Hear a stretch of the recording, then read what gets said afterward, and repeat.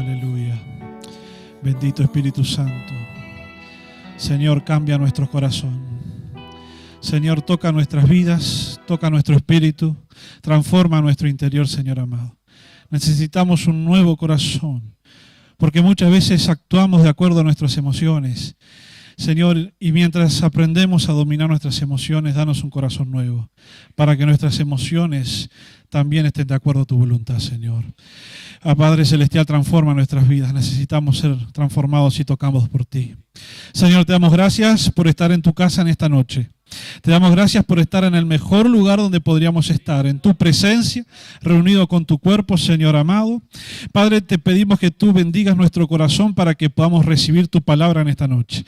Nuestro corazón hoy es tierra fértil para que tu palabra, semilla incorruptible, se pueda sembrar en nuestros corazones y traer fruto. Amado, un fruto que transformará nuestras vidas, un fruto que transformará nuestra realidad, un fruto que nos llevará hacia nuevos niveles, un fruto que nos permitirá crecer, que cambiará todas nuestras vidas, Padre. Te doy gracias por eso, Señor amado. Yo bendigo a cada uno de mis hermanos, Señor, y yo creo y confieso como creo que todos van a salir de hoy aquí bendecidos, empoderados, van a salir hoy con algo nuevo de ti para sus vidas, Padre. En el nombre de Jesús, y si tú lo crees, dame un amén bien fuerte y dale gloria a Dios. Aleluya. Aleluya. Pueden tomar su asiento. Como ustedes se acordarán, en el día de ayer que pasamos el alimento diario, y me tocó poner la trucha. El Señor pelea nuestras batallas por nosotros, cuando nosotros le alabamos, ¿verdad? Y la alabanza siempre tiene que ser proporcional al Dios que se le alaba. Si alabamos a un Dios ok, damos una alabanza ok. Si alabamos a un Dios bueno, damos una alabanza buena. Y pero si alabamos a un Dios grande, ¿cómo tiene que ser la alabanza? ¿Por qué no le das una alabanza grande al Señor? Dale un aplauso fuerte al Señor. Grande como es Él. Di aleluya, di gloria a Dios. Exáltalo con lo que tienes. Porque es grande. Es grande. Amén. Amén. Uno agarra su celular un segundito. Mire esta cosa rara que vamos a hacer hoy, porque siempre le decimos, guarde el teléfono, póngalo en mudo. Agarra el celular ahí, busque el WhatsApp de usted. Usted debe estar en el grupo de WhatsApp de la iglesia o en algún grupo de oración, en algún grupo más chico, una casa de paz, lo que sea. Si no está en ningún grupo, al final nos dice, lo vamos a tener que agregar. Ahora, los que nos están viendo por YouTube, porque tenemos gente acá por YouTube, está Gustavito, está Cecilia Quijano, está Karina Zapata. Hay gente. Pongan ahí ustedes no agarren el celular y los que me están escuchando por YouTube, porque si agarran WhatsApp dejan de escuchar la transmisión. Ustedes tienen un chat ahí en YouTube para mandar. ¿Sí? ¿Están todos ahí en WhatsApp? En el WhatsApp de la iglesia, sí, o en el del grupo al que pertenecen. Escriba yo creo y mándelo. Escriba yo creo y mándelo. Yo también voy a escribir yo creo. Ahí bien. Está apareciendo por todos lados. ¿Y cómo suena? Blum, blum, blum. Escriban ahí yo creo acá en el chat de YouTube también. Bien, Mirta, yo creo. Bien. Si tienen Facebook, si tienen Twitter, hagan eso. Pongan ahí yo creo. Llene sus redes con un mensaje de fe. Todavía que le dejamos al celular. Aproveche. Ahí está cayendo 45 millones de mensajes. Bien ahí. Ah, sí me gusta. Saludamos a Lourdes. Están todos acá, ¿eh? Yo creo. ¿Cuántos de ustedes creen? Yo creo también. Les voy a contar una historia. Hace unos 300 años aproximadamente, siglo XVIII, 1703, nació un muchacho llamado Juan, ¿sí? En Inglaterra. En realidad se llamaba John, pero para nosotros va a ser Juancito, ¿sí? Juancito era el número 15 de 19 hermanos. En aquella época la gente tenía muchos hijos, no había televisión, ¿sí? 9 de esos 19 hermanos de Juancito se murieron antes de los 5 años, también era una cosa que pasaba antes, había mucha mortalidad infantil. En Inglaterra en aquel tiempo había mucha pobreza, la gente, había mucha gente en la calle, mucha inmoralidad, la situación era muy mala. Cámbiame el micrófono, sí, Ezequiel, porque este está, el de Oscar es más lindo. Entonces, Juancito tenía un hermano llamado Carlitos, en realidad se llamaba Charles, pero para nosotros va a ser Carlito. ¿Sí?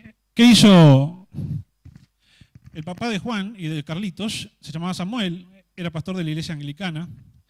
Entonces los papás educaron a sus hijos en la fe anglicana, les enseñaban a leer y a escribir en casa cuando estudiaban las escrituras, lo que era típico en aquella historia. Bueno, Juancito fue a estudiar a Oxford, ¿sí? Y como Juancito siempre tuvo mucha inquietud por la vida disciplinada y por la vida en santidad, etc., habían conformado en la universidad un grupito entre él, su hermano Carlitos y otros amigos que se disciplinaban y hacían oración y ayuno todos los días a la misma hora, como hicimos nosotros los 21 días. Llevaban una vida abstemia, no tomaban alcohol y además trataban de vivir con lo más justo posible para que les sobrara la mayor cantidad de dinero posible para ofrendarlo a la gente necesitada. Siempre lo veían un poco mal, sus demás compañeros le dijeron, ahí está el Club de los Santos, o el Club de los Santurrones, pero despectivamente, ¿no? Bueno, Juancito fue creciendo, se convirtió en clérigo y un buen día lo mandaron a Estados Unidos de misionero. Cuando iba en el barco, iban todos los ingleses y iban unos que eran de una región llamada Moravia, lo que hoy es la República Checa. El barco empezó a atravesar una tormenta y el mástil del barco se rompió y Juancito y todos los ingleses estaban con un miedo de aquello, una cosa increíble. Y los moravos estaban cantando himnos, estaban lo más tranquilos. Y Juancito, que tenía años de disciplina, de oración, de ayuno, de verdad, miró eso y dijo, ¿cómo puede ser que estos estén tranquilos y yo esté con un miedo de morirme? Y los moravos le dijeron, nosotros tenemos a Cristo, ¿y usted? Y Juancito se sintió mal. Llegó a Estados Unidos a hacer su misión, le fue espantosamente horrible mal. Eso de que hacer a la gente orar todos los días a la misma hora y que ayunar y que no le gustó a la gente, lo mandaron de vuelta para Inglaterra, ¿sí? Pero bueno, él entendió que necesitaba que la fe que él tenía produjera un cambio adentro. Entonces, muchas cosas cambiaron en la vida de Juancito y fue uno de los más grandes predicadores de Inglaterra del siglo XVIII, se llamaba John Wesley. John Wesley murió y todos los miraban a John Wesley y a todos sus compañeros como los metodistas porque eran muy metódicos en hacer sus cosas. Y allí, sin quererlo, nació la iglesia metodista en Inglaterra. En Estados Unidos, a los metodistas les fue bastante bien después de todo. Para 1850, mediados del siglo siguiente, Estados Unidos entró en guerra civil. Entró en decadencia, se quebró la bolsa se había inventado 50, 60 años antes, quebró la bolsa, había mucha pobreza, la gente que hacía unos años atrás estaba alejada de Dios porque les había ido muy bien, eran muy prósperos, ahora empezaron a buscar a Dios de vuelta. Ocurrió aquello que nos contó Andrés Jiménez, de que había los del norte querían liberar la esclavitud, los del sur querían mantener la esclavitud, y la separación no solamente fue política, también fue religiosa. Las iglesias también se separaron entre los que creían que la esclavitud estaba bien y los que creían que la esclavitud estaba mal y no se hablaban. Hasta que, vencida la guerra civil, empezaron a haber varios acercamientos. Para finales del siglo XIX, habían surgido de todas partes de Estados Unidos, de varias puntas, al mismo tiempo y sin comunicación entre ellos, varios movimientos, varios de ellos hijos de los metodistas, que creían mucho en la santidad y la predicaban y que de repente se vieron que todos pensaban lo mismo y empezaron a unificarse. Y sobre el final del siglo XIX, el proceso de unificación de un montón de iglesias en Estados Unidos terminó en lo que nosotros conocemos hoy como la Iglesia del Nazareno. Formalmente la Iglesia del Nazareno se considera creada en 1907, así que tienen algo más de 100 años. Y esto lo digo porque para nosotros es un honor, un privilegio estar pisando esta alfombra de acá. Y poder decir dentro de unos años que en nuestro recorrer y en nuestro caminar y en nuestra transición hacia nuestro nuevo lugar, pudimos compartir espacio con una iglesia que tiene más de 100 años y que tiene un prestigio enorme en el mundo y que tiene millones de personas que se congregan en ella y que son herederas de una doctrina de la santidad que pocas tienen, ¿sí? Habla muy bien de nosotros, que tenemos amigos buenos que nos han dado su lugar y su espacio. Eso es un poco para que usted conozca cuál es el lugar al cual vinimos a parar. Porque realmente yo creo que es una bendición estar compartiendo este tiempo acá, en este lugar. No es cualquier institución esta. Así que le damos gracias a Dios por estar junto con esta gente y en este lugar. Y es bueno siempre conocer la historia del lugar en el que estamos, del lugar que nos recibe. Para el día de hoy tengo un mensaje muy inspirador, cuyo título es Dolor. ¿No le inspira el título? Bueno, entonces por eso le agregamos propósito, para decorarlo un poco más. Dolor y propósito es el mensaje de hoy, y vamos a empezar con una fórmula matemática. ¿Cuántos quieren matemáticas? Ninguno quiere matemáticas. Pero esta fórmula es fácil, mirad. D es igual a S menos P. Es fácil. No tiene multiplicación, ni división, ni raíz cuadrada. Es una pavada. D es igual a S menos P significa desesperanza es sufrimiento sin propósito. O sea que desesperamos en la vida. Desesperamos cuando el sufrimiento que nos toca pasar no le encontramos propósito. Si al sufrimiento no le encontrás propósito, eso es desesperanza. Eso lo dijo este psiquiatra judío, Viktor Frankl, que si usted ve las fechas de nacimiento y muerte, se dará cuenta que sobrevivió el Holocausto. Se lo dijo un hombre que estuvo en los campos de concentración nazi y logró darse cuenta de que todo ese dolor y que todo ese sufrimiento que pasó en él y todos los suyos se iba a convertir en desesperante, en inaguantable, en insoportable, si no lograba encontrar un propósito en él. Vamos a leer el Salmo 49, versículo 6, y voy a dejar la frasecita de Víctor allá arriba durante todo el mensaje para que no se les olvide. Miren este Salmo qué bárbaro. Dice, ellos se fían de sus posiciones y se jactan de sus grandes riquezas. La gente que se jacta de su riqueza no comprende, morirán al igual que los animales. Este versículo lo que nos está diciendo es que cuando las personas prosperan y cuando las personas hacen grandes riquezas y cuando las personas terminan confiando en sus posesiones, se fían de sus posesiones, ¿sí? Y esa cantidad de riqueza y esa cantidad de bendición material, de prosperidad, hace que la gente no comprenda, se olvide, no se dé cuenta que en realidad no dejan de ser tan débiles y tan frágiles como cualquier animal. No logran caer en la idea de que ellos son tan mortales y tan efímeros como cualquier otro. De hecho, yo le voy a mostrar que nosotros hoy en día estamos viviendo una de las etapas más prósperas de la historia de la humanidad. Mirame las gráficas que tenemos acá a continuación. Esta es una gráfica de 1965. Lo que usted está viendo, esas pelotitas son países. Cuanto más grande es la pelotita, más grande es la población de ese país, ¿sí? Y lo que usted ve para acá es la cantidad de hijos que tiene cada mujer en promedio, ¿sí? Acá dice 8. ¿Sí? Familias muy numerosas, para acá sería 1. Y lo que usted está viendo en este porcentaje acá es la cantidad de niños que sobreviven a los 5 años, lo que se llama la mortalidad infantil. Esto es de 1965. Esas dos bolas grandes que usted ve abajo de la palabra desarrollo, en vías de desarrollo, son la China y la India. ¿Sí? Hace 50 años atrás, mucha cantidad de población y de gente tenía demasiados hijos y 10 de cada 100 o más se morían antes de los 5 años. Simplemente porque quizás no había agua corriente para lavarse las manos. Hay enfermedades que se solucionan con lavarse las manos, nada más. ¿Sí? No había salud en el estado de avance como tenemos hoy, no habían vacunas, no habían etcétera. Las familias numerosas, como la de Juancito que les conté recién, tenían 19 hijos y la mitad se le morían antes de los 5 años. Bueno, esto hace 50 años. Ahora, pasar la siguiente gráfica y mirá cómo todos los países que estaban acá en vías de desarrollo, ¿sí?, se han corrido todos para acá. Las bolas grandes, aquellas que habían antes, que eran Europa y Estados Unidos, etcétera, se mantuvieron allí y un montón de los países que estaban acá se han ido para allá. Es decir, que hoy en día esta gráfica es de 2017, acá tendría que salir 2017, pero no se ve muy bien, pero es por el proyector. Esta gráfica es de 2017, es de hace 3 años para atrás, ¿sí? La enorme mayoría de población mundial ahora tiene menos hijos y todos sobreviven. ¿Sí? Hoy estamos viviendo una de las etapas más prósperas del mundo y ahí está el libro donde lo saqué, que después se lo recomiendo, se llama Factfulness. ¿Por qué les digo esto? Porque el año 2020 nos sorprendió con la pandemia. ¿Sí? Y la pandemia fue una situación dramática, pero que si algo tuvo de virtud es que nos sacó de ese sueño de creer que éramos omnipotentes. El ser humano se cree omnipotente, el hombre se cree que todo lo puede. ¿Por qué? Porque tiene muchas posesiones, porque estamos en la época más próspera del mundo, porque hemos desarrollado una tecnología que nos permite solucionar todas las enfermedades, la escasez de alimentos, el acceso al agua, etcétera, papá. El ser humano se cree omnipotente. Pero bastó con que el más pequeño e insignificante agente de la naturaleza, un virus, pueda recordarnos que en realidad no tenemos nada bajo control. Que en realidad somos tan mortales como cualquier otro. Que ni el dinero, ni la potencia militar, ni la tecnología nos puede salvar. ¿Eh? El avance del tiempo ha traído prosperidad y progreso a la humanidad. Hoy vivimos en una época de prosperidad como el mundo nunca antes ha conocido. Y se cumple lo que dijo el Salmo que acabamos de leer. El hombre cuando es próspero no comprende que no deja de ser débil, expuesto y mortal. ¿Sí? Lamentablemente algunas personas se preguntan por qué Dios envió este virus.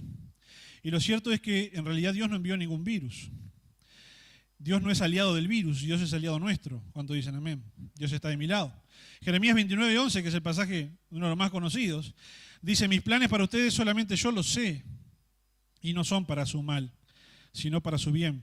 Voy a darles un futuro lleno de bienestar. Hermanos, los planes que surgen de Dios para nuestras vidas nunca son para arruinarnos. Así que el virus o cualquier problema que estés enfrentando en tu vida no es un castigo de Dios, sencillamente porque no cumple con los requisitos para ser un castigo divino. Los requisitos esenciales para que algo sea un castigo divino es la justicia, porque Dios es justo. Y un castigo no puede recaer sobre buenos y malos. Esto es evidente cuando vemos las plagas de Egipto, por ejemplo, ¿sí? Podemos ver que las plagas tocaban solo a los egipcios y no tocaban a los hebreos. Eso no significa que los hebreos no sufrieran, en realidad estaban sufriendo, estaban en esclavitud, la estaban pasando mal. Pero lo que era castigo para los egipcios no era para los hebreos. El virus, como cualquier otra cosa de la naturaleza, un desastre natural, un tornado, un volcán, no son parte del plan que Dios tenía para este mundo. La muerte no era parte del plan de Dios hasta que el hombre le abrió la puerta mediante el pecado.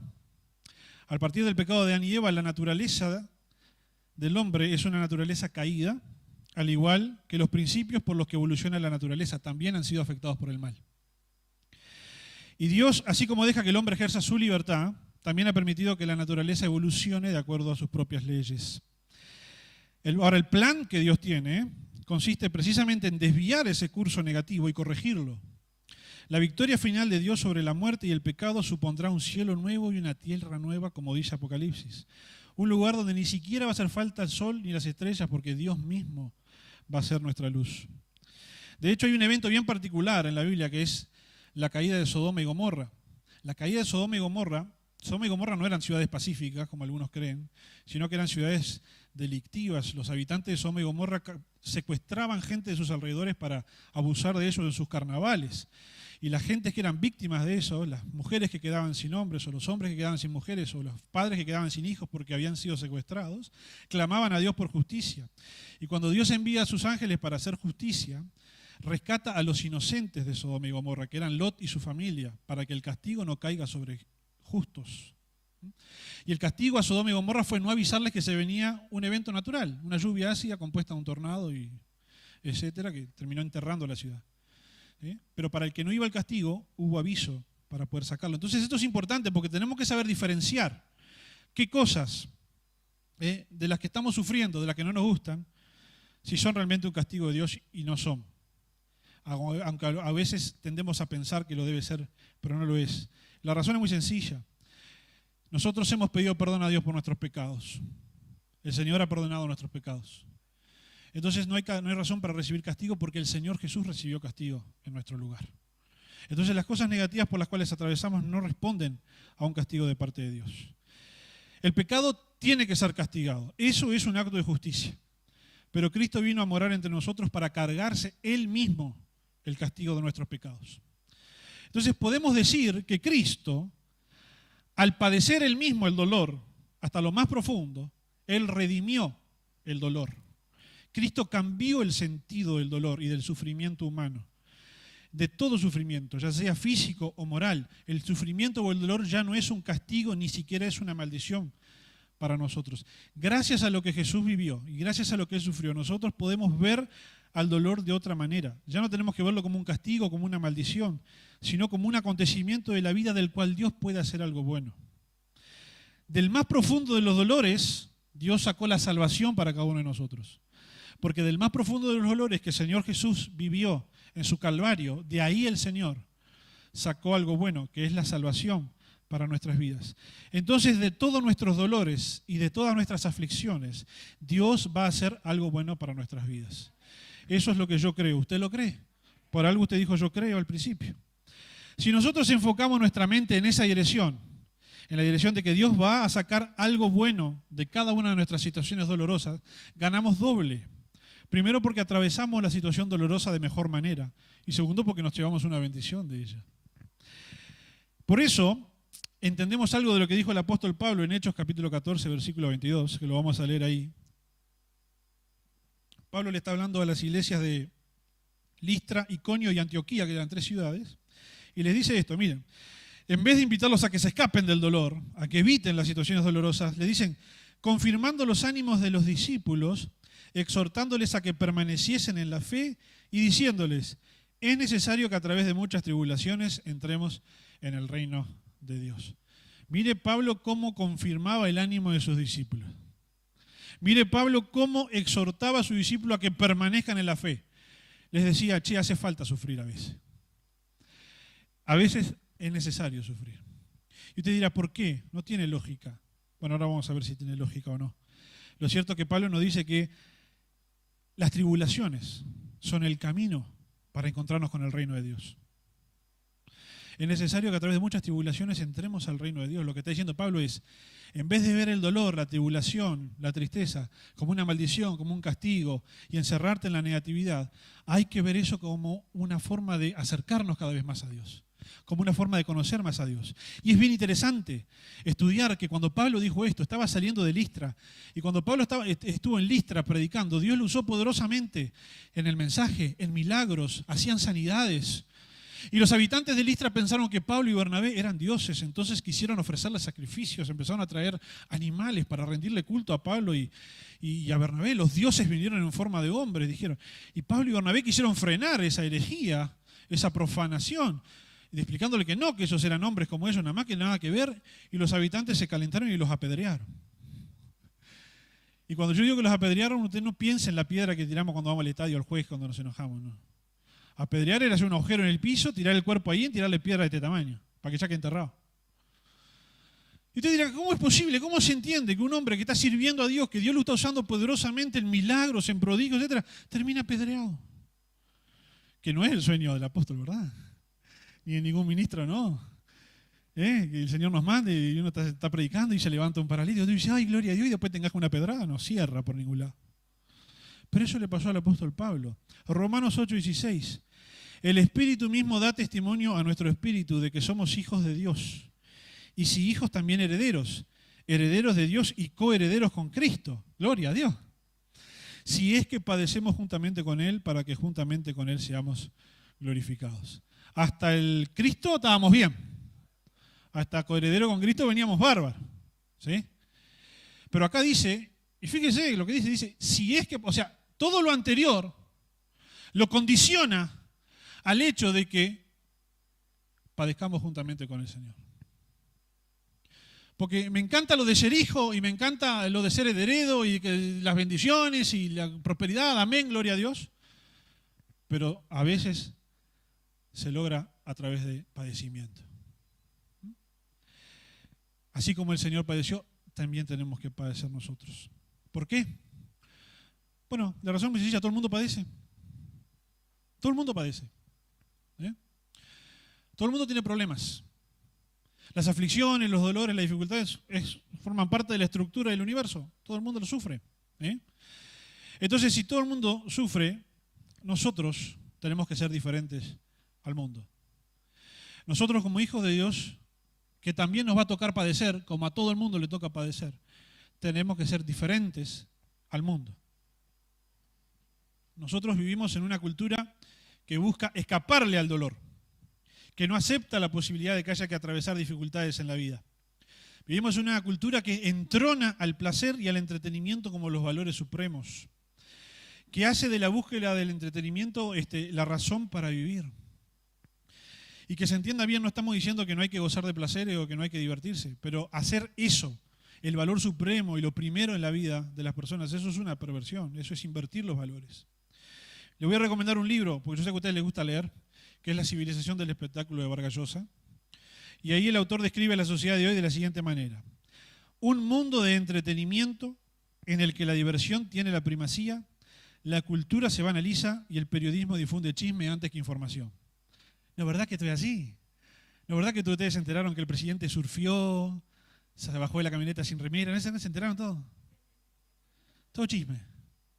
De las cosas que de verdad hay que enterarse, no enteramos de nada. ¿Ustedes ya se enteraron lo que van a firmar cuando los vacunen? No se enteraron. Bueno, bien. ¿Por qué? Porque es lo que vende. Las noticias siempre le van a mostrar el extremo más negativo de todos y el extremo más positivo de todos, pero la vida real de todos nosotros transcurre en el medio y esa no la vas a conocer nunca. Porque te muestran que el creador de Amazon es el tipo más rico del mundo y el mes pasado era el de Microsoft y ahí se están peleando, el más rico del mundo. Y después te muestran la situación de la persona más pobre del país que perdió todo en un incendio y le está pasando mal. Y en el medio, todo lo que pasa en el medio nunca lo vas a enterar. ¿Por qué no vende? Enterarse que el 99% de la persona se levantó, fue a trabajar, hizo sus deberes, volvió a la casa, cocinó, comió, se acostó, no le importa a nadie, no entretiene. Usted no prende el noticiero para informarse, usted prende el noticiero para pasar el rato, de 7 a 8, a 9, a 10. Porque una cosa que trajo la pandemia fue un noticiero de 3 horas, nunca vi yo. 2 horas y media repitiendo lo del coronavirus y media hora.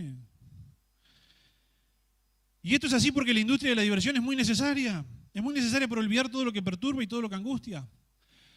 Las personas necesitan llegar a la casa, prender la tele y que haya una novela que los distraiga, no una novela que los confronte. Por algo la novela de Jesús está a la 1 de la mañana. Mi suegra se me queja y me dice, che, la novela de Jesús qué buena que está, pero la veo medio dormida. Yo, pues sos la única que la ve. Si tuviera rating daría a las 7. ¿Qué hay a las 9? Ahora caigo. El programa este para jugar con la música. ¿Vio que lo veo todo? La gente necesita distraerse. La gente sufre todo el día. Tiene problemas en el trabajo, problemas en la casa, problemas con la mujer, problemas con los hijos, problemas con el hermano, problemas con la tía, problemas con los terrenos del tío que no los pudimos repartir todavía, se murió hace un año. Problemas por todos lados. Llego a casa y no quiero más problemas. No quiero reflexionar sobre mi vida. Quiero entretenimiento. Quiero escaparle al dolor. Esta es una cultura que en lugar de enfrentar los problemas los elude. Y esto es lo que lleva al hombre a sacrificar cosas valiosas por alcanzar el placer, en su búsqueda de escaparle al dolor. Piensen en el hombre que sacrifica a su familia solo por el placer de tener un amante. Piensen en el hombre que sacrifica su patrimonio por el entretenimiento del juego. Piensen en el hombre que sacrifica el tiempo con sus hijos solo para trabajar un poco más porque eso le trae más placer. O porque tiene que trabajar para pagar los gastos de lo que se compró para que le genere más placer. Pero sobre todo piensen en el hombre que deja de lado el propósito de Dios, solo porque ese propósito no le está brindando hoy una vida placentera, entretenida y libre de problemas. ¿Cuántos de ustedes conocen gente así como esta que yo le voy a decir ahora, ¿no? Que venga y que diga, mire, pastor, me está yendo tan bien con el Señor que me voy a alejar de la iglesia. Voy a dejar de congregarme, voy a dejar de orar, porque es tan bien que me va con el Señor. Una cosa es loco, que voy a ver si sufro un poco.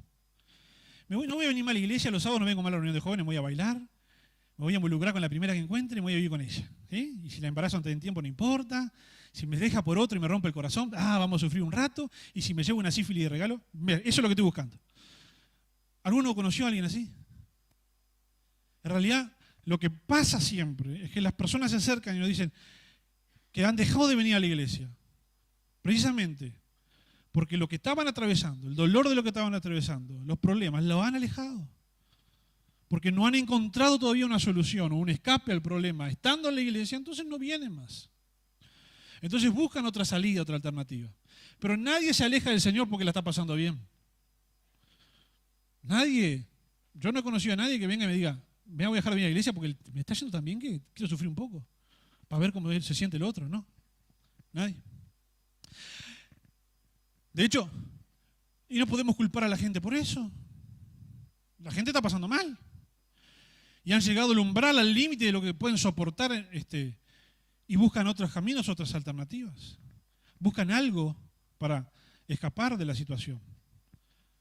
Y muchas veces la gente no se da cuenta que está buscando algo para escapar, no algo para solucionar. Entonces tú estás atravesando un momento de dolor, de dificultad, y se te van a presentar varias alternativas que te van a generar placer, y cualquier alternativa que te ofrezca placer en un momento de dolor, a ti te va a parecer una buena alternativa. Y lo cierto es que de todas las alternativas, la peor que podrías elegir sea la que te aleje del Señor, sea la que te aleje de la congregación. Hay personas que toman decisiones, por ejemplo, se involucran en relaciones sentimentales, porque no soportan la soledad, porque están pasando mal, porque una mala relación anterior, lo que sea. ¿Sí? Y vos le has dicho, vamos a orar, hay que esperar, conoció un buen cristiano, una buena cristiana, para armar una familia de acuerdo al plan de Dios, etcétera, bla, bla, bla. Y la persona está pasando mal. Y el primero que, o la primera que aparezca y le dé un poco de amor, el amor es muy sanador, ¿eh? Y el amor es muy conquistador en ese sentido. La persona va a tomar esa decisión. Y después se terminan autoexcluyendo solos de la iglesia porque saben que no van a venir con un concubino. O sea, mira, acá traje mi novio con el que me fui a vivir. O acá traje mi novia con la que me fui a vivir. ¿Y qué le vamos a decir nosotros? ¿Te felicito? ¿Le vamos a decir? No. Pero no alcanza que ocurra, se autoexcluyen. Se van. Porque no soportaron lo mal que estaban pasando y eso les ofreció una salida. El problema es que en realidad, si vos no aprendés a convivir y a manejar el problema y a convivir y a manejar el dolor, y si la situación dolorosa no te acerca a Dios para que vos puedas tener paz en el medio de la tormenta, si tú lo que estás haciendo es escapar de la tormenta, vas a escapar de la tormenta, sí, pero va a venir otra. Intentamos escapar de esta tormenta porque no la sabemos manejar, pero la vida tiene tormentas a cada rato. Entonces en realidad yo lo que hice fue escaparme de acá, porque no soportaba más, en lugar de enfrentarlo o aprender a solucionarlo o aprender a tener paz en medio de esa situación. Y lo que me va a pasar es que en el futuro me voy a seguir encontrando las mismas situaciones sin saber cómo enfrentarlas porque nunca aprendí a enfrentarlas. Tu mayor fortaleza en tu vida va a ser encontrar paz en el medio de la tormenta, no encontrar la salida de la tormenta. Cuando los discípulos atraviesan la tormenta, no están en ese barco porque ellos quisieran, están porque Dios los mandó. Porque yo le dije, ustedes se adelantan, yo ahora voy. Y los tipos cuando estaban en el medio del barco podían haberse preguntado dónde está el Señor, nos dejó solo, ¿por qué no viene? ¿Por qué nos mandó acá? Pero Jesús quiso que atravesaran la tormenta. Y a veces el Señor quiere que atravesemos la tormenta, pero para que nos acerquemos más a Él y encontremos en Él la paz que nos permite atravesar la tormenta. Ahora, como no quiero hablar todo de dolor, porque yo les pregunté, ¿les gusta el título de dolor? Me dijeron, no, qué horrible, y pusimos el título a propósito. Vamos a ver, ¿cómo podemos atravesar momentos de dificultad? La gran pregunta, ¿cómo podemos atravesar momentos de dificultad? Bueno, los momentos de dificultad los atravesamos sabiendo que la gracia de Dios está en nuestras vidas y que todo se resume en el propósito de Dios. Lucas 1, 28 al 35. Yo sé que Navidad ya pasó, pero síganme acá. Y entrando el ángel donde ella estaba, dijo, salve muy favorecida, ¿no? A María. Por eso a María dicen Ave María, porque ave es salve. Ave María. El Señor es contigo, bendita tú entre las mujeres. Mas ella cuando le vio se turbó por sus palabras y pensaba, ¿qué salutación será esta? Entonces el ángel le dijo, María, no temas, porque has hallado gracia delante de Dios. Y ahora concebirás en tu vientre y darás a luz un hijo. Un crack el ángel para anunciar la noticia, ¿viste? Tengo una mala noticia. Pero empieza con, has hallado gracia delante de Dios, como para suavizarla, ¿no? Y después le dice, vas a quedar embarazada. Pues claro, si le entraba con el embarazada de primera se desmayaba, ¿no? Aprendan del ángel cuando tengan que dar malas noticias, ¿no? ¿Ah? La gracia de Dios está sobre tu vida, le dijo, bárbaro. Y ahora concebirás en tu vientre y darás a luz un hijo y llamarás su nombre Jesús. Este será grande y será llamado Hijo del Altísimo, y el Señor le dará el trono de David su padre y reinará sobre la casa de Jacob para siempre y su reino no tendrá fin. Entonces María dijo al ángel, ¿cómo será esto? Pues no conozco varón. Respondiendo el ángel le dijo, el Espíritu Santo vendrá sobre ti y el poder del Altísimo te cubrirá con su sombra, por lo cual también el santo ser que nacerá será llamado Hijo de Dios. Cuando el propósito de Dios llega a tu vida, ocurren varias cosas. La primera de las cosas que ocurre cuando el propósito de Dios llega a tu vida, yo le pongo la palabra interrupción. Porque interrumpe nuestra rutina. Ustedes piensen en María. Tenía planes para casarse, para tener una determinada vida, y de repente el curso que ella pensaba seguir de la vida quedó interrumpido porque llegó el plan de Dios. Piensen en Noé, que ya Noé estaba viviendo su vida lo más tranquila, lo más moralmente correcta posible, en medio de la desgracia que le tocaba vivir, y de repente llega Dios, pum, le interrumpe todos los planes. Hace un arca. No sé, piensen en Abraham, el tipo estaba en Ur, muy cómodo, la ciudad de Ur era una ciudad muy avanzada en su época, estaba lo más bien, el tipo mal no le iría, llega Dios y le interrumpe todo su plan. Vení, vamos para acá, tengo otro plan para vos. Piensen en José, que era el nene mimado de papá y que tenía pensado ir a la facultad y ser licenciado o algo así, y Dios interrumpe sus planes para llevarlo a Egipto. Y piensan en Saúl, que dice la Biblia que estaba buscando unos burros que se le perdió al padre y andaba preocupado por eso y de repente, ¡pum!, te pusimos de rey. Pensá en David, que estaba ya desechado por su familia, cuidando unas ovejitas y de repente viene Samuel y dice, necesito un rey, acá hay uno. No sé, piensen en los apóstoles que estaban pescando, lo más bien, lo más tranquilo ahí, y de repente viene el Señor y dice, hey, sígueme, ¡pum! El propósito de Dios siempre interrumpe. Así que no te turbes ni te asustes cuando vos veas que el propósito de Dios ha llegado a tu vida y algunas cosas tienen que cambiar. Y el curso que veníamos siguiendo en la vida va a tener que cambiar. Segunda palabra, cuando el propósito de Dios llega, inseguridad.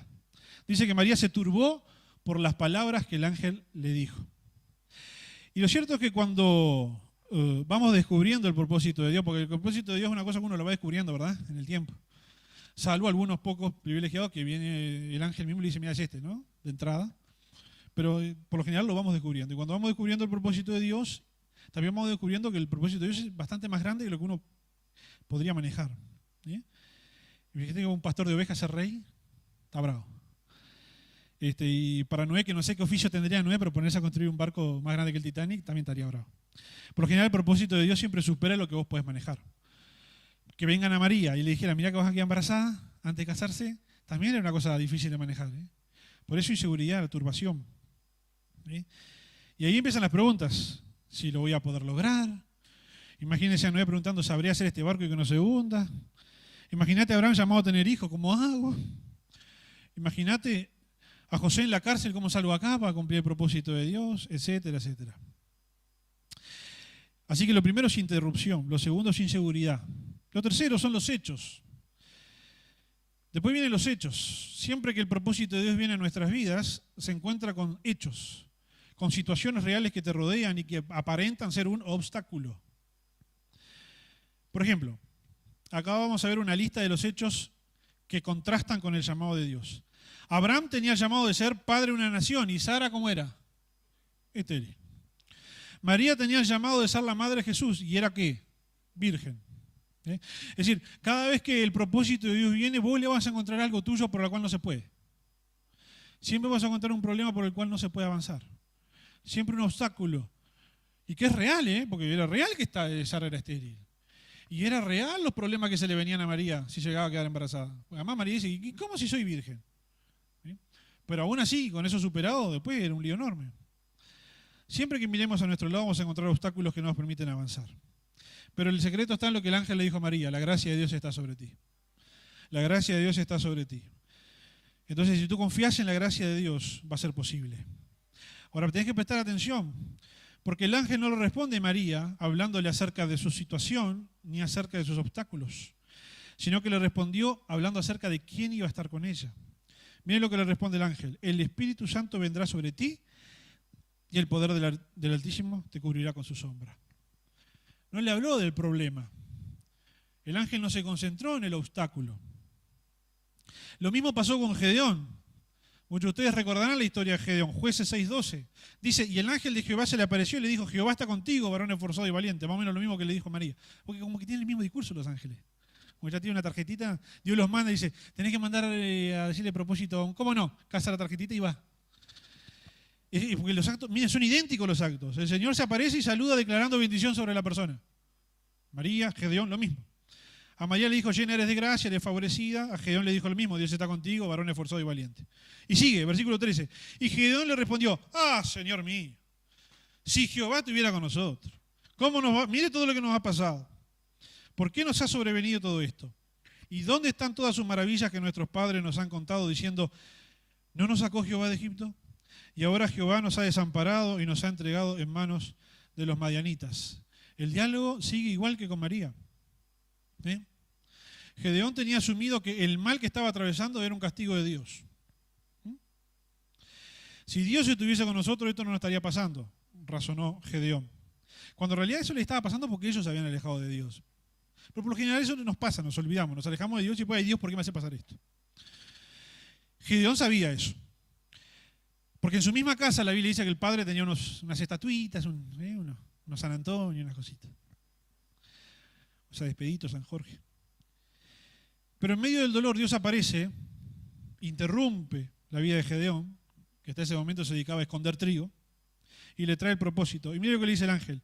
Y mirando a Jehová le dijo, ve con esta tu fuerza y salvarás a Israel de la mano de los madianitas. ¿No te envío yo? Y si yo te estoy mandando.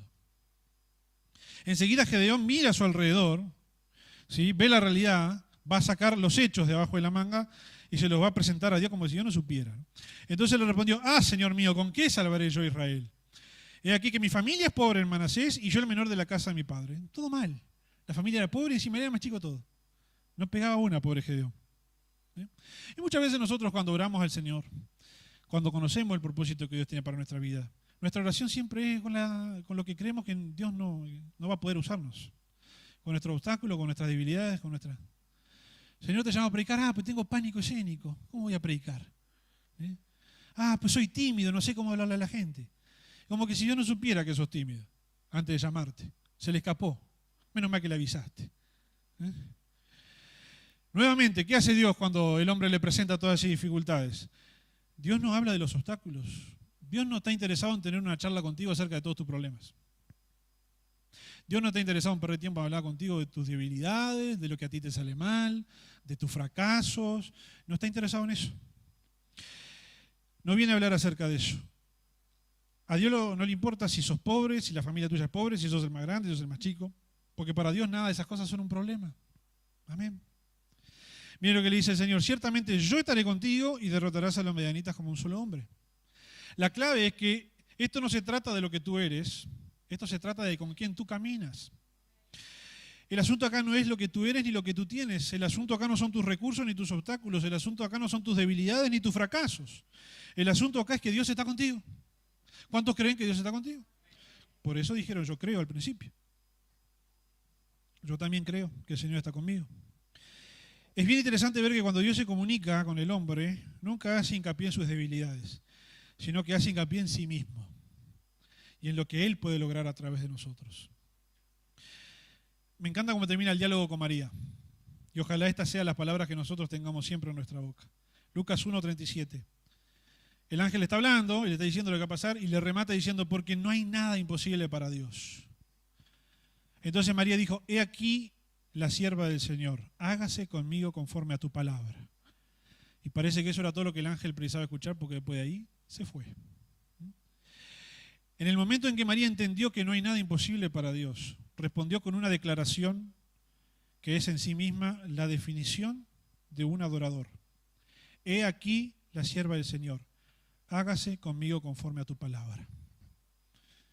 Yo voy a declarar en esta noche, he aquí un siervo del Señor. Señor, haz conmigo de acuerdo a tu palabra. Si usted quiere, haga la misma declaración. He aquí un siervo tuyo, Señor, haz conmigo conforme a tu palabra. Que en otras palabras es decir, Señor, yo te pertenezco, que ocurra en mi vida lo que tú quieras. Acepto tu propósito y me entrego completamente a ti. El propósito le da sentido a la vida. Y el propósito es lo que nos permite atravesar las situaciones dolorosas. Cuando tuvimos la oportunidad de estudiar la vida de Job, aprendimos que el padecimiento es parte de la vida, es parte de la estructura del universo. Algo que parece que es indispensable en la providencia de Dios. Y a menudo la aflicción es un misterio. ¿Cuántos de ustedes no se han sentido como en el medio de un misterio al atravesar aflicciones?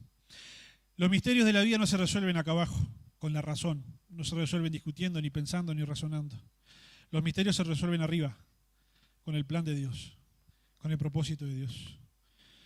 Por eso la posición más sabia para el cristiano no es preguntarse por qué sufre, ni cuáles son las razones de nuestro sufrimiento, sino averiguar el propósito al cual este dolor me va a conducir. Los justos no son eximidos del sufrimiento en este mundo. Nosotros no estamos exonerados de sufrir. Y probablemente esto se deba, en parte, a que a Dios le interesa que nuestro servicio no sea interesado.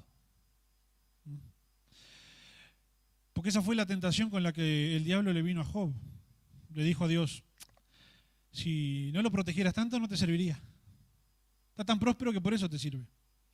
Y como Dios estaba tan confiado en la integridad de Job, permitió que ocurrieran ciertos padecimientos en su vida, para demostrarle a todo el universo y a todas las personas que iban a vivir en el mundo desde allá hasta acá y hasta que el Señor venga, que Job no servía a Dios por interés, que Job no servía a Dios porque tenía una buena mujer, unos buenos hijos y unas buenas posesiones. Así que no todas las aflicciones que a nosotros nos toca atravesar vienen de la mano de Dios. No todas vienen dadas por Él. A veces Dios permite que se nos ponga a prueba para confirmar nuestra virtud desinteresada. Para confirmar que permanecemos en la fe y que le continuamos sirviendo, no porque Él es nuestro comodín que nos hace zafar de todo lo que los demás sí tienen que sufrir. Yo quiero que tú sepas que el padecimiento, el dolor, las dificultades, todo está bajo la soberanía divina. Todo está bajo el control del Señor. Si nosotros persistimos en nuestra fe, incluso cuando nuestro espíritu no encuentra sosiego, el sufrimiento no va a provocar nuestra destrucción, sino que va a ser un instrumento para bien. Se lo repito, si nosotros persistimos en la fe, a pesar de que estemos desasosiego, a pesar de que estemos en desasosiego, a pesar de que podamos llegar a entrar en desesperanza, si persistimos en la fe, la situación que estamos atravesando no va a destruir nuestra vida, va a ser el instrumento que Dios va a utilizar para nuestro bien. ¿Cuántos dicen yo creo? Yo creo en esto que hemos hablado en esta noche, que a pesar de las dificultades, el Señor tiene bien para nosotros. Es de lo más natural en el mundo que querramos escapar de los problemas. Y es de lo más natural en el mundo que lleguemos al punto de no aguanto más. Y es de lo más natural en el mundo que cuando llegamos a ese punto vamos a querer buscar salidas, opciones. Ninguna es buena si te va a alejar del Señor. Hay mucha gente que dice, pero yo a Dios lo amo igual, estoy con Él porque Dios es omnipresente, Dios está en todos lados, etc. Yo con el Señor estoy lo más bien. Bueno, no te dejes engañar por el hecho de que Dios está presente en todos lados. Es imposible, perdón por esto que voy a decir, es imposible amar a Dios estando lejos de su cuerpo. Si yo no aguanto más y me voy a vivir a Florianópolis, nadie de acá puede pensar que yo sigo amando a mi esposa. No, pues yo la amo, Sí, no, me alejé, pero no, estoy lejos de su cuerpo, estoy lejos de ella y de la familia. ¿Quién puede decir que le sigo amando? Obviamente, no los que se van a buscar oportunidades laborales, no estoy hablando de muchas veces la familia se tiene que separar y sufren la separación por necesidad. Estoy hablando del tipo que no aguanto más. No, pero lo sigo amando, No se ama una persona cuando se está lejos de su cuerpo. Y no se ama al Señor cuando se está lejos de su cuerpo, que es la iglesia. Y es una cosa que lamentablemente tenemos que decirla porque la gente se deja engañar por eso de que Dios es omnipresente y está en todos lados. Es omnipresente y está en todos lados. Pero no se trata de la actitud de Dios en medio de la dificultad, se trata de la actitud nuestra.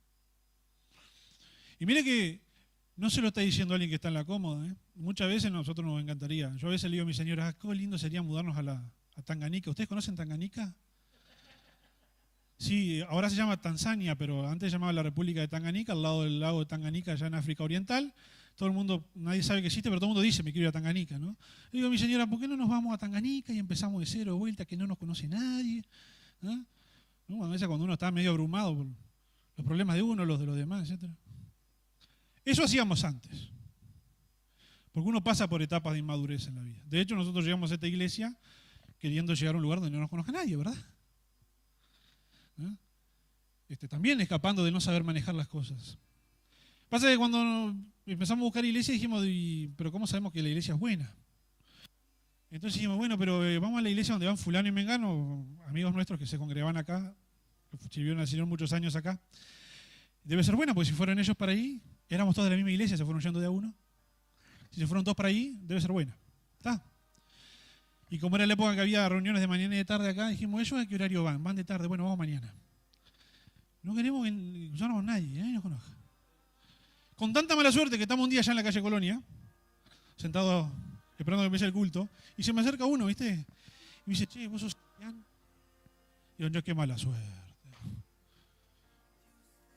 Y era la época que no había Facebook, no había Twitter, no había internet, nada. Había, pero muy poco, yo no tenía nada de eso. O sea, mi señora me dice, no puede ser que todos te conozcan.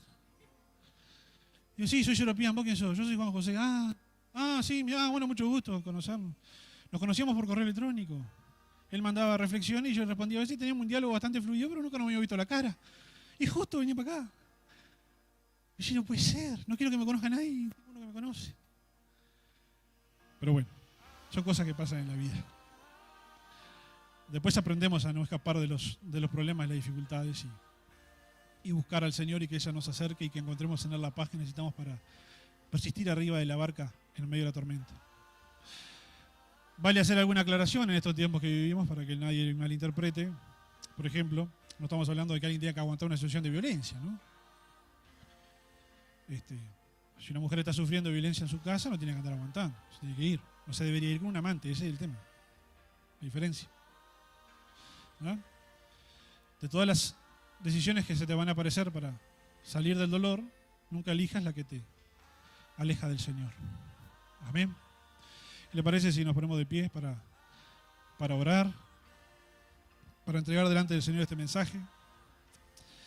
Señor, te bendecimos y te damos gracias por esto. A veces nos olvidamos que tú eres un Padre amoroso, Señor. A veces pensamos más en el juez, a veces pensamos más en otras ideas que hemos recibido de ti. Y nos olvidamos del Padre amoroso. Tú conoces nuestro dolor, Señor. Tú conoces nuestras circunstancias. Señor, te damos gracias porque tú no nos has dejado ni huérfanos, ni a la deriva en este mundo. Tu Espíritu Santo está con nosotros. Tú has enviado el Consolador.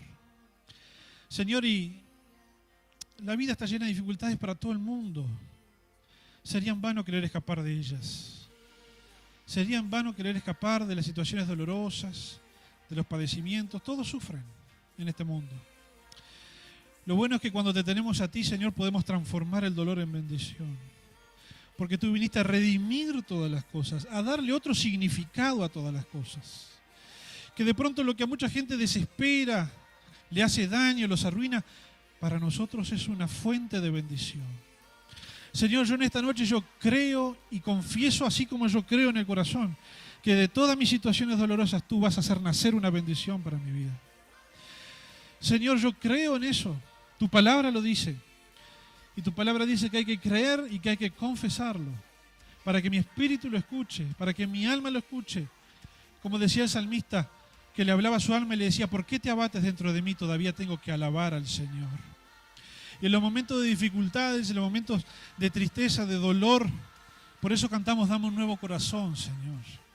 Porque un corazón, Señor, como el que traíamos, un corazón viejo como el que traíamos, Señor, en los momentos de dificultades se angustia. En los momentos de dolor se decae, se deprime, pero dame un nuevo corazón, que en esos momentos me permita levantar las manos y alabarte, invocar tu nombre con una alabanza grande, porque tú eres grande. Porque cuando nosotros te alabamos, Señor, tú peleas las batallas por nosotros. Nosotros te alabamos, Señor, y tú vas delante de nosotros, peleando por nosotros. Contamos contigo, Señor. Te tenemos a ti en nuestras vidas. Señor, permítenos tener la sabiduría para atravesar las distintas circunstancias que la vida presenta y que no nos perdamos la bendición que hay detrás de ellas. Señor, en esta noche yo te pido que bendigas a cada uno de mis hermanos aquí presentes, los que están escuchando la transmisión, a todos los que les está llegando esta palabra. Que tu Espíritu Santo los alcance con tu mano y los toque y los bendiga y consuele sus corazones. Señor, y que tú traigas en ellos la convicción de que tú estás al lado de ellos y de que lo que han sufrido tú lo vas a utilizar para bendecirlos. Tú vas a cambiar el lamento en baile. Tú vas a cambiar las situaciones difíciles en bendición, Señor amado, porque tienen que tener un propósito. Señor, nada de lo que nos pasa es en vano porque sí, tiene que tener un propósito. Y como tiene un propósito, entonces nosotros, Padre, te damos gracias porque tú has puesto un propósito para nuestras vidas. Tú has puesto un propósito para nuestras vidas. Señor, también te pido, Espíritu Santo, que toques los corazones y abras los ojos en esta noche. Y reveles propósitos sobre la vida de mis hermanos. Revela propósitos, Señor amado, revela. Porque necesitamos saber hacia dónde estamos yendo, Señor amado. Necesitamos saber hacia dónde nos estás conduciendo, Señor. Necesitamos saber, aleluya. Necesitamos que nos muestres, Señor amado. Señor, porque el propósito es lo que nos va a mantener firmes. El propósito es lo que nos va a mantener firmes, Señor. Al final, Job se pasó durante todo su libro preguntándose por qué le pasaba esto a él, por qué le pasaba esto a él. Y al final descubrió que no era por qué le pasaba esto a él. Descubrió que en los momentos de dificultad no precisamos respuestas, precisamos la presencia del Señor. Apenas te conocía, dijo Job al final. Apenas sabías quién era y ahora te conozco mucho mejor. Para Job la ganancia fue conocer mejor a Dios después de ese proceso. Y para nosotros, Señor amado, no precisamos tantas respuestas. No precisamos tantos razonamientos. Precisamos tu presencia. Precisamos tenerte al lado. Lo que el Hijo de Dios precisa es tener a Dios al lado, no tantas respuestas. No tantos razonamientos, sino tener tu presencia a nuestro lado. Por eso nunca nos vamos a alejar de tu presencia, Señor. A pesar de todo lo que ocurre en nuestras vidas, no nos vamos a alejar de ti, Padre Celestial. Señor, invádenos con un óleo de alegría sobre nosotros en esta noche. Invádenos con un óleo de alegría, Señor amado. Haz descender tu gozo sobre nosotros, Señor, en tu presencia y plenitud de gozo, Padre Celestial. El gozo que tú nos das es nuestra fortaleza, Señor amado. Señor, llena de alegría nuestros corazones. La palabra dice que la paz tuya sobrepasa todo entendimiento. Nadie logra entender por qué.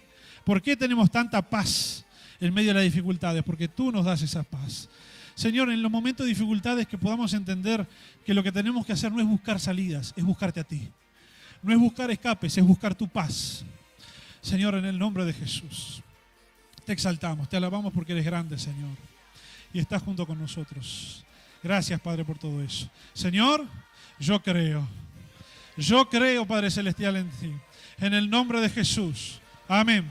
Da un fuerte amén. Aleluya. ¿Cuántos creen? Aleluya. Lo bueno de predicar es el agua gratis. Tomen asiento. Vamos a orar por los niños ahora. Después. Ahora, ¿qué hacemos? ¿La ofrenda? ¿Mauricio? Lo voy a dejar con mi hermano Mauricio Silveira. ¿Qué nos va? ¿Eh? Sí, por supuesto. Yo no aplaudí porque tengo el micrófono. Dios te bendiga y te use, Mauricio. Bueno, hermanos, les quiero compartir una palabra para la ofrenda que está en Zacarías 7:9. No sé si lo pueden poner ahí o lo leo acá.